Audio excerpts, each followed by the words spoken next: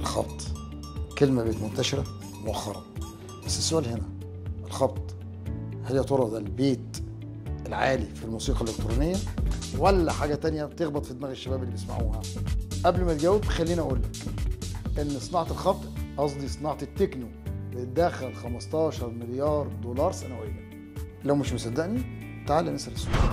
السوق بيقول إيه؟ مع مصطفى إسماعيل. سنة 1980 في ديترويت في أمريكا، في الوقت اللي كان الشباب هناك بيحلموا بالسيارات الفخمة، كانت الولاية كلها بتنهار اقتصاديا، المصانع بتقفل والبطالة بتزيد والشباب كلها بتدور على مخرج. في الليلة دي كلها، في وسط الزحمة دي كلها، ظهر 3 شباب. هم مش عازفين محترفين، بس نقدر نقول انهم مبرمجين للموسيقى. قرروا يعملوا موسيقى تعبر عن حياتهم، موسيقى بلا روح، سريعة، صناعية، زيها زي المصانع اللي انهارت حواليهم.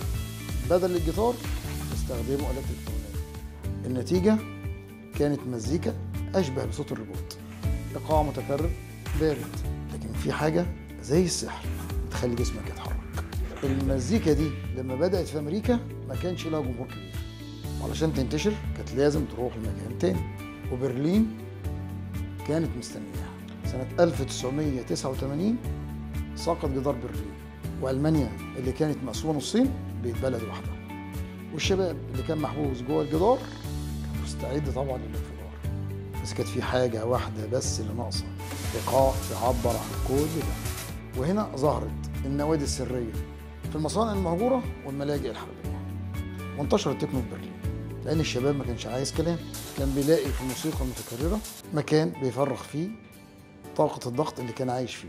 كان محتاجين أي حاجة تديهم إحساس بالتمرد والحرية، ومن هنا أصبحت برلين عاصمة التكنو في العالم، في مكان مش بعيد قوي عن ألمانيا. وهنا بنتكلم عن هولندا وبلجيكا، حولوا التكنو إلى بيزنس، زي تومورلاند والترا ميوزك، وبقى في ديجيهات عالميين زي كارلو كوكس وديفيد جيتا وتيستو.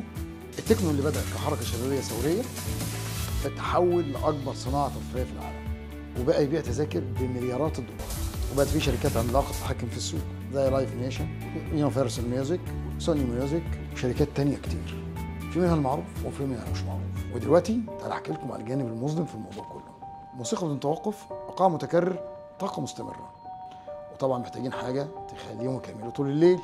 وهنا ظهر الجانب الأخطر، المخدرات، لدرجة إن في عصابات ومافيا في أمريكا اللاتينية وجنوب شرق آسيا بدأت تعمل حفلات ومهرجانات بتسوق كل منتجاتها من المخدرات.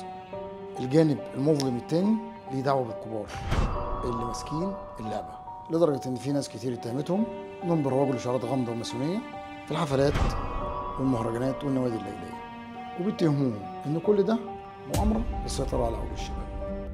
التكنو مش شر، بس زيه زي أي حاجة في الدنيا، لو زاد عن حده هينقلب ضده. الموسيقى مش خطر، ولكن الهروب من الواقع هو الخطر الحقيقي. الاحتفال مش غلط، بس طبعا أكيد مش طول الوقت. احنا مش لازم نكون ضد الموسيقى، بس احنا لازم نفكر ونقول لنفسنا احنا بنستمتع ولا بنضيع وقت؟ هل الموسيقى بتكملك ولا بتسرقك من نفسك؟ في الحلقة دي أنا يهمني بجد إن أسمع منكم وتحكوا لي عن تجاربكم في التعليقات، وما تنسوش دايما نسأل السوق. السوق بيقول إيه؟ لو عايز وش القفص وخايف تشتري سمك في مية، يبقى لازم تبص للأمور من زاوية أوسع،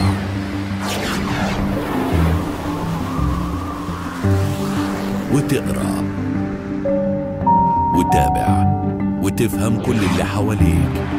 ولو عايز كل ده في حتة واحدة، يلا بينا نسأل السوق. السوق بيقول إيه؟ مع مصطفى إسماعيل.